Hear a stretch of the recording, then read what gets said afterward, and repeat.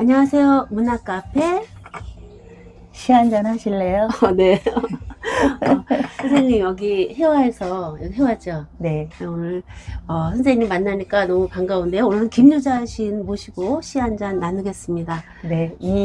제가 좋아하는 회화동까지 와주셔서 감사합니다. 잘 지내셨죠? 네. 네. 이정현 씨님도 잘 계셨나요? 네네. 선생님, 오늘은 어떤 시를 함께 나눌까요? 네, 저는 이제 시집은 이것이고요.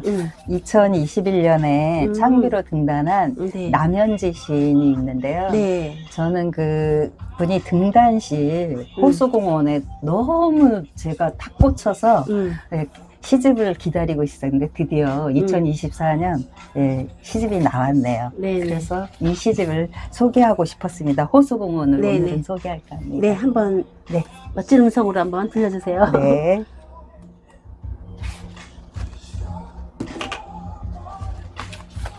호수공원 남현지. 눈앞에 호수가 있고 나는 시민과 조경이 익숙한 듯이 벤치에 앉아서 방금 점심을 먹고 식당에서 나오다가 묶여있는 개를 바라보는 회사원처럼 호수에 대해 아무 생각이 없었다. 나는 그게 마음에 들었다. 내가 배가 부르다는 게, 큰 개가 묶여 있다는 게, 누가 길을 물어서 여기 사는 사람이 아니라고 대답했다. 호수만 보이는데. 꿈에서 나도 찰랑거리다가 귀를 기울이면 자신이 물질처럼 쏟아져서 깨어났다. 잉어 몇 마리와 엉겨붙은 물풀을 떼어내면서 호수는 잘 묶여 있었다. 내가 살고 있는 건물처럼 고요하게. 오늘 저녁을 뭐 먹지 생각하면서 호수를 따라 걸었다. 30분 전에 본 사람이 다시 옆을 달리고 있다. 네. 한편에 이렇게 그림을 보는 것처럼 이렇게 호수의 그런 장면이 떠오르는데요. 선생님이 이 시의 어떤 부분이 이렇게 특히 좋았을까요? 저는 이제 제가 잠깐 이 해설 쓰신 분이 너무 이 시인에 대해서 잘 써놔서 잠깐 요거를 참고해서 얘기를 해보겠습니다. 네네. 예, 시인은 그 들끓는 마음에 모든 시의 상연이 끝난 뒤에도 이런 시들은 안전하게 밀봉되어 있다. 시인의 영혼은 눈앞에 놓인 세계 흐름을 거스르지 않을 것을 지상 과제로 삼는다. 시에서 화자는 이를 자연이라고 부르며 건강한 삶이란 자연의 영린을 건드리지 않느니 내면에 요동치는 감정과 울음을 외부로 결코 유출하지 않으며 지속하는 삶이라고 믿는다. 건강한 인간은 곧 성숙한 인간, 다시 말해 로고스의 무감한 언어로서 날뛰는 파토스의 언어를 정리정돈하여 시의 뒷면으로 보이지 않게 잘 닫아 담그는 인간이다. 시적 갈등을 봉합하여 매듭을 짓는 그는 성숙한 인간이다. 그는 건강한 인간이 되느라 지나치게 외로워졌다. 네. 이렇게 얘기를 하셨어요. 이 시들의 겉표지가 이렇게 검은색이잖아요. 네. 근데 이거를 딱 벗기면요. 벗기면 다른 게 나온답니다. 궁금한데. 딱 벗기면 예, 이렇게 푸른 잔디밭에 사람들이 옹기종기 놀러 나온 모습들이 있어요.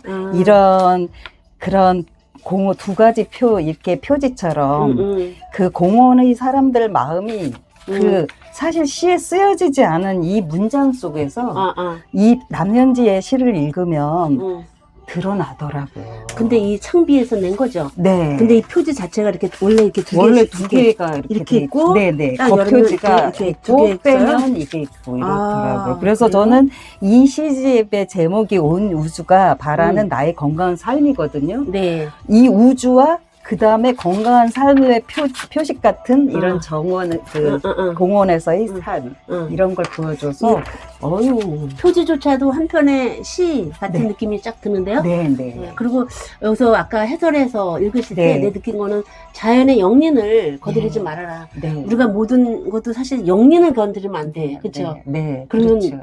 문제가 생기죠. 네, 그래서 그게 이제 건강한 삶이라고 시인은 생각하지만 저희 삶이 그렇지 않잖아요. 울컥거리는 파도스 이런 게 얼마나 많습니까?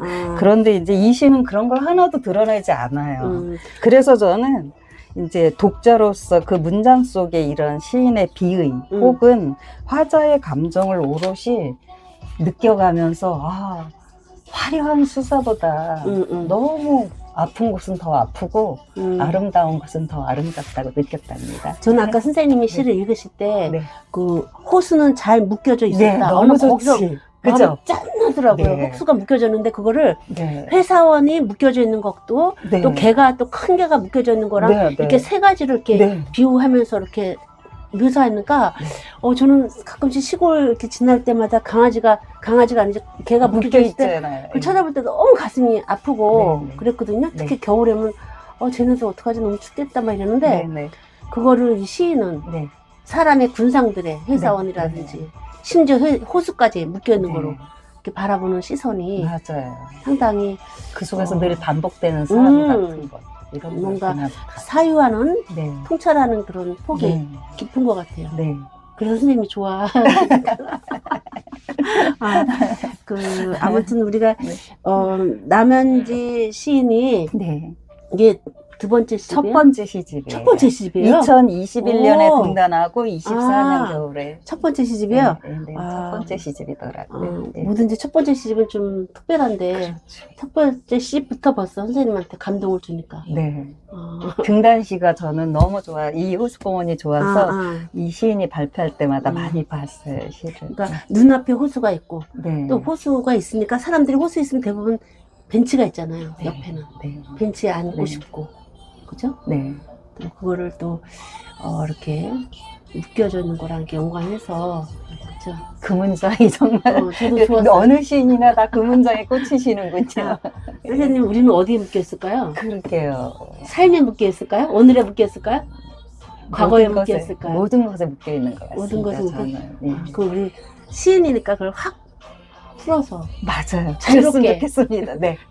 자유롭게 살면 네. 되잖아, 그죠? 그렇죠. 묶임을 타. 그게 꿈인데 응. 아침에 눈 뜨면 오늘은 뭘 해 먹어야 되지?부터 시작해서 묶여 있는 게 묶이고 싶지 않아도 묶이게 되는 게 있더라고요. 이제 이 순간부터 우리 탁 네, 탁 버릴까요? 네. 그럼 사면 좋을 것 같아요. 네. 저는 오늘 선생님이 이제 이렇게 네. 남현지 시인을 이제 가져오셔서 좋은 시를 호수공원이라는 좋은 시를 소개시켰는데요. 네. 저는 선생님의 시집을 갖고 왔어요. 아, 네. 감사합니다. 선생님 시집을 네. 이렇게 가져왔는데 네. 이게 언제 나왔죠, 이 시집이? 이 시집이 벌써 나온 지가 이게 두 번째 시집으로 알고 있는데요. 네, 네. 2020 너와 나만 모르는 2021년이던가? 우리의 세계. 네. 이렇게 해서 두 번째 시집이 이렇게 나왔어요. 2021년에 나왔네요. 네. 근데 이 시집에 제가 이렇게 선생님이 여기 사인해서 주셨잖아요. 네. 그 시집을 읽을 때마다 와 이게 두 번째 시집이 아닌 것 같이 마치 한 다섯 번째 시집쯤 되는 것 같은 상당히 이렇게 생각하게 하는 시들이 상당히 많아요. 네. 그래서일까요? 이 시집으로 김유자 시인의 한국 시인협회에서 주는 제18회 젊은 시인상 네. 받았죠? 네. 축하드립니다. 감사합니다. 또 시가 다 좋은데요. 네. 저는 그 중에서 이렇게 제가 선생님 이걸 뭐라 하지? 이렇게 꼽는 거? 책꽂이 아니다. 이걸 뭐라 하지? 책꽂이긴 한데 이렇게. 이거에 아주 우리나라 순수리만 하나라 말있는데 갑자기 생각이 안 나죠. 저도 네. 생각이 안 나. 제가 이거 기영도 문학관에 가져와서 기영도 그 시를 갖다 해서 내가 이렇게 딱 꽂았어요. 네, 감사합니다. 네, 한번 읽어보겠습니다. 네. 왼발은 숲으로 오른발은 바다로. 김유자. 손을 넣고 휘휘 젓다가 발을 꺼낸다.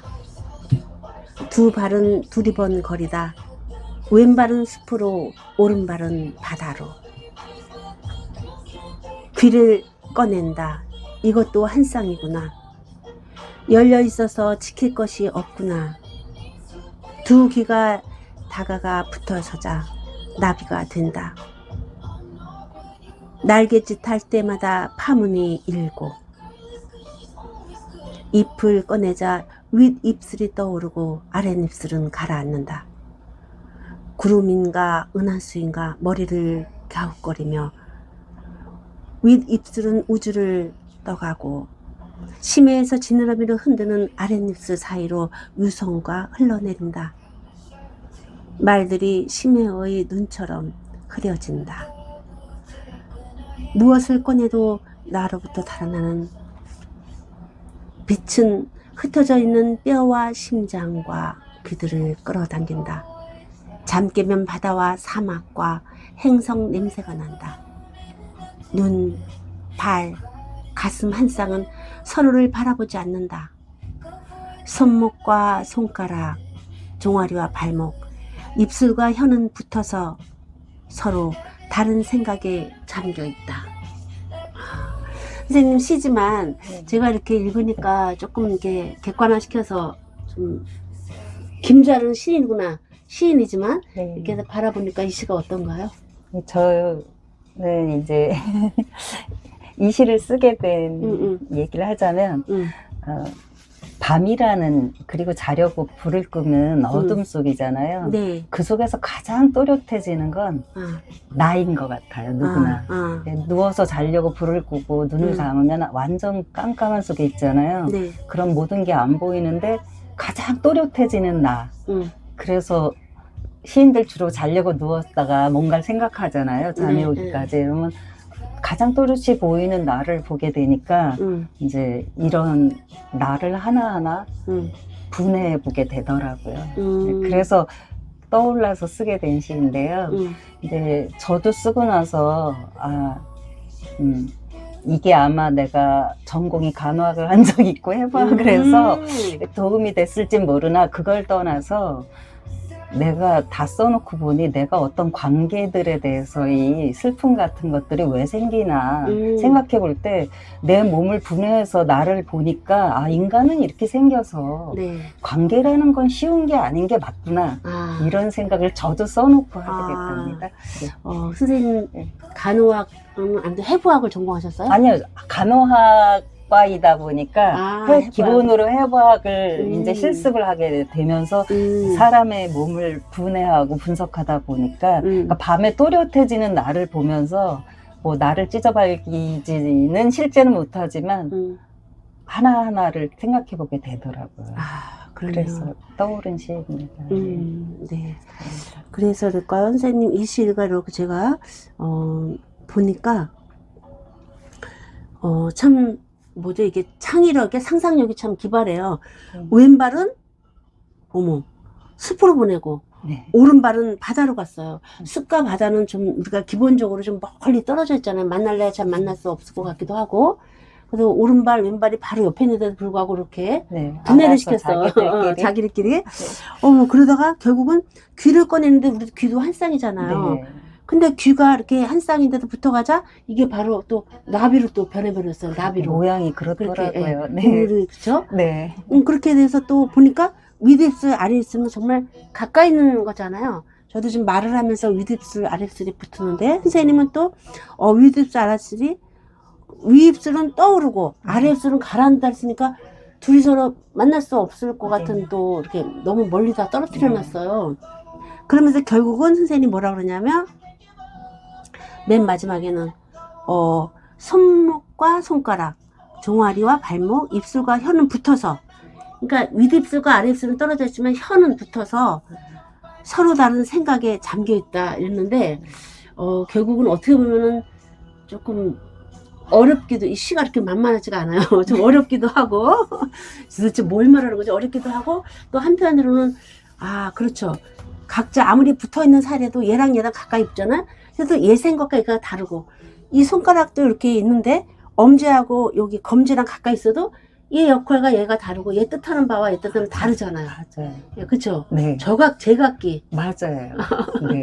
그런데 관계를 다 이렇게 합해서 하나의 몸이라고 하려니 얼마나 사람이 얼마나 복잡하고 사람이 얼마나 우주적인 그러니까 우주 하나가 들어있다는 말이 이래서 나왔나 보다 저도 쓰고 나서 생각했다. 우리 명상에서는 왜 잠자기 전에 바디 스캔을 좀 해보라 그랬거든요. 그 존카바젠이 바디 스캔 했는데 바디 스캔이 우리 스캔하면 왜 병원 가면 이게 몸을 이렇게 쫙 훑잖아요 기계가. 그래서 발끝, 네. 발끝, 발목, 무릎, 허벅지, 가슴 이렇게 하면서 스캔하다 보면 네. 불면증 있는 사람들한테 상당히 도움을 준다고 과학적 근거가 나왔어요. 오. 그래서 바디 스캔이 명상에서 상당히 잘 쓰이고 있는 건데요. 네. 또 머리끝 이렇게 해서 차례차례 내려가는 거예요. 네. 그래서 이렇게 스캔하다 보면 거기에 집중하잖아요. 네. 그러다 보면 어느 순간 아침이라고 네.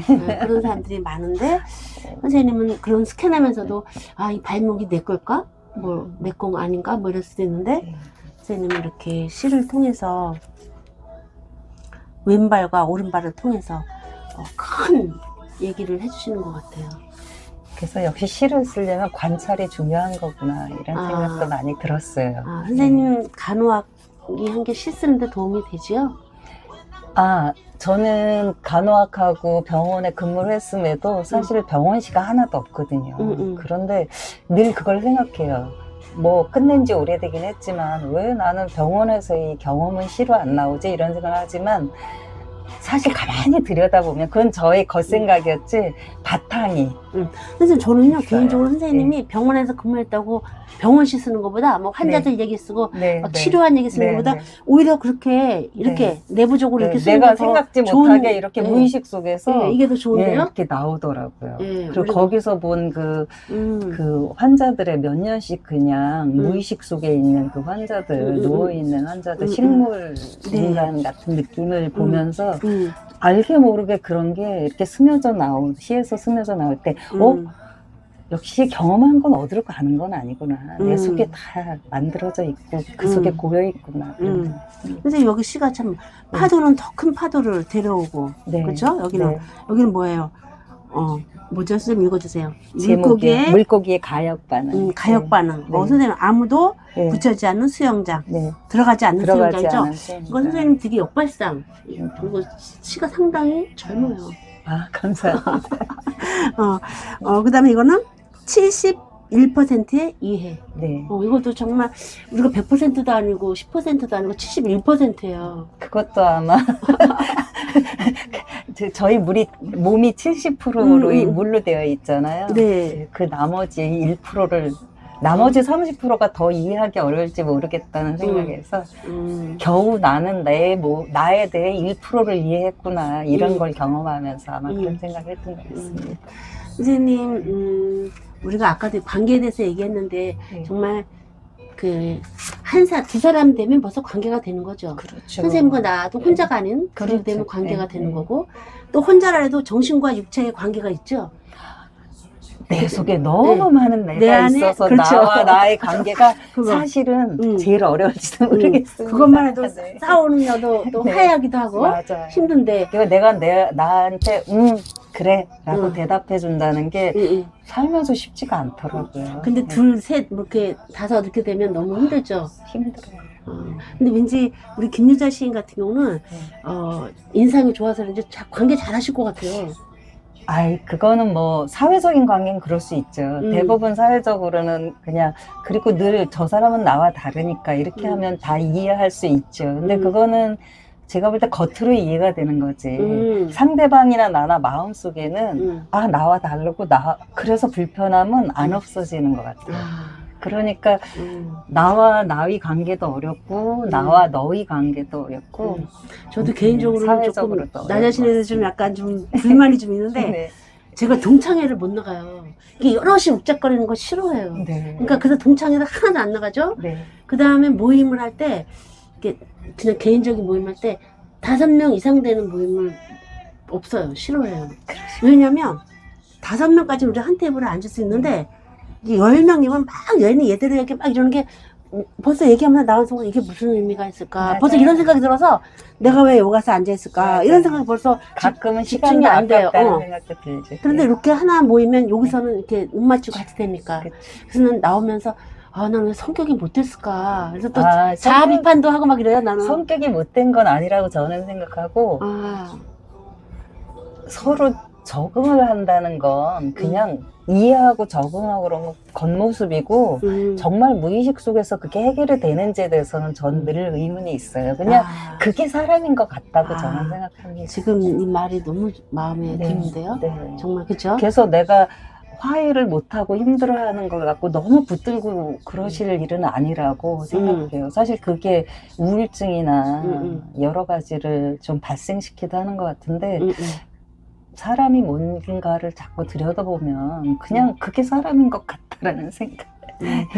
저는 이제 많은 사람들이 또 우울, 또 그렇죠. 시인들이 네. 제가 책을 읽어보니까 네. 그 예술성 있는 사람들이 우울적 그런 흑담집이 좀 많대요. 네. 뇌에서. 네. 그래서 다른 사람보다 더 잘 느끼니까 네. 그럴 확률이 높다 그러는데 저는 또 그런 거는 또 확 긍정으로 돌렸어요. 우울할 수도 있잖아요. 네. 그럴 때 어머 신이 나한테 좀 더 글 잘 쓰라고 이런 거 주나 보다 이렇게 생각을 해요. 아, 그것도 아주 좋은 생각. 그러면 네가 착 이렇게 긍정으로 돌려버려요. 네. 예. 그러니까 언제 비가 올 때마다 네.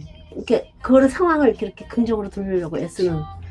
저는 그런 그래서 마음도 있어요. 시를 쓰고 나서 좋아진 것이 분명히 음, 나를 많이 적어내고 나면 그 우울했던 것들이 많이 정리가 되어서 네.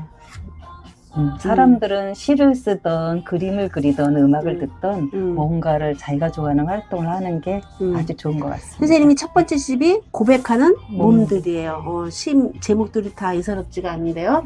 선생님 앞으로 바람이 있다면 어떤 게 바람이 있을까요? 좀 더 시를 잘 쓰는 걸까요, 선생님? 아니면 어떤 걸까요? 네, 저의 바람은 이제 첫 번째 시집 쓰고 나서 몇 구 나서 이제 제가 간호학과 아까 얘기한 것처럼 국문학과는 뭘 배우는지 궁금해서 국문과 석사도 해보고 그런 거 하고 이것저것 공부하느냐고 두 번째 시집 나오는데 8년이 걸렸어요. 그렇죠. 텀이 길더라고요. 예, 그래서 이제 세 번째 시집은 적어도 3년 젊은 시인들처럼 3년은 아니지만 5년 안에는 꼭 내야지 결심을 했다가 또 무너지고 있는데요. 이제 세 번째 시집을 올해 안에는 준비를 해보려고요. 그런데 꼭 올해 안에 내겠다는 것보다는 제가 바람은 한 가지예요. 뭐요? 첫 시집과 두 번째 시집 사이에서 조금이라도 좀 다른 게 있기를 바라요. 그렇죠. 어느 시인이나 그럴 미당 거예요. 선생님이 그랬대요. 네네. 똑같은 시를 시집을 낼 거면 못 하려느냐. 네네. 그때마다 계속 색깔을 바꿔가라. 계속 자기를 계속 그대로 써낸다는 거는 본인한테도 의미가 없을 거고 독자도 의미가 없을 거라고. 근데 갑자기 궁금한데요. 다음에 우리 세 번째 시집에 김유자 시인이 어떤 시집을 또 우리한테 선물할지 정말 어려울 것 같습니다. 쉽지 않을 것 같습니다. 기대해도 되죠? 네, 제가 봤을 때는 해보겠습니다. 개인적으로 우리 김유자 시인이 엄청 공부도 열심히 하고 철학 공부도 열심히 하는 걸로 제가 알고 있습니다. 열심히 한다기보다 재미있습니다. 네네. 그리고 또 팝급하십니다. 오늘은 김유자 시인과 함께 해봤는데요. 선생님 어떠셨나요? 오늘 너무 재밌었어요. 재밌었어요? 예, 이정현 시인님의 질문도 너무 좋았고요. 네. 그리고 제 시를 소개해 주신 거는 너무 감사하기도 하고 좋고 그리고 또 제가 푹 빠졌던 남현지 시인의 시들을 또 소개하게 되어서 너무 좋은 시간이었습니다. 네, 마지막으로 우리 김유자 시인의 시를 박형준 시인이 어떻게 표현했는지 제가 읽으면서 오늘 마치겠습니다. 사라진 존재와 부재의 슬픔을 햇볕 같은 투명한 언어로 환히 밝힌다. 이렇게 말씀해 주셨어요. 감사한 선생님이십니다. 네, 저도 공감이 되는데요. 네. 함께해서 너무 즐거웠습니다. 네, 저도 너무 행복한 시간이었습니다. 세 번째 시집 기대해 보겠습니다. 감사합니다. 고맙습니다. 네.